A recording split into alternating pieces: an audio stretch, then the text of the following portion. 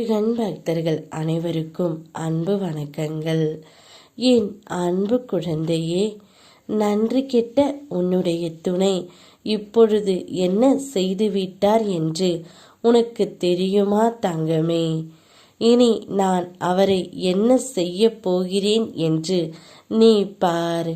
அவராக திருந்தி வரும் வரை நான் அவரை மன்னிக்க மாட்டேன்.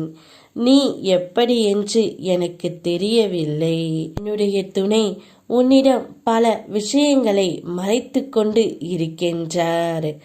உன்னிடம் சொல்ல முயலாமல் வேறு யாரிடமும் சொல்லிக்கொண்டு இருக்கின்றார்.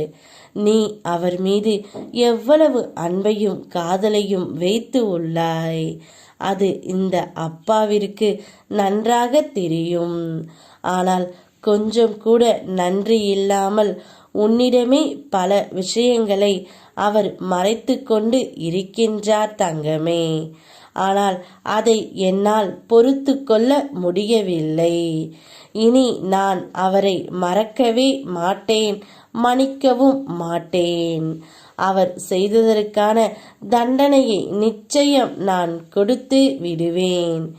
என் பிள்ளைக்கு எப்பொழுதும் அனைவரும் உண்மையாகத்தான் இருக்க வேண்டும். என் பிள்ளைக்கு யாராவது துரோகத்தை இழைத்தாலும் அவர்களை நான் சரியான தண்டனையை கொடுத்துத்தான் தீருவேன். இப்போது புதிய பிரச்சனைகள் இல்லை, ஆனால் உன் மனம் முழுவதும் எதிர்காலம் என்னவாகுமோ என்ற பயம்தான். கவலைப்படாதே என் தங்கமே, எல்லாம் நான் சரி செய்து வைத்து உள்ளேன். யார் எல்லாம் உன்னை நிராகரித்தார்களோ அவர்கள் உன் பின்னால் வரும் காலம் வந்துவிட்டது.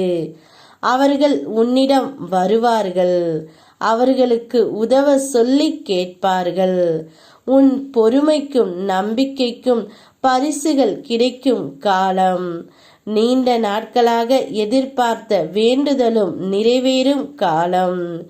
இல்லத்தில் சுப நிகழ்வுகள் நடக்கும். இந்த காலகட்டத்தை பயன்படுத்தி நல்ல செயல்களை நீ செய்ய போகின்றாய். நல்லதே நடக்கும். உன் மனதுக்கு நிம்மதியை தரும் மாற்றங்கள் தான் உன்னுடைய வாழ்க்கையில் இனி நடக்கப் போகின்றன.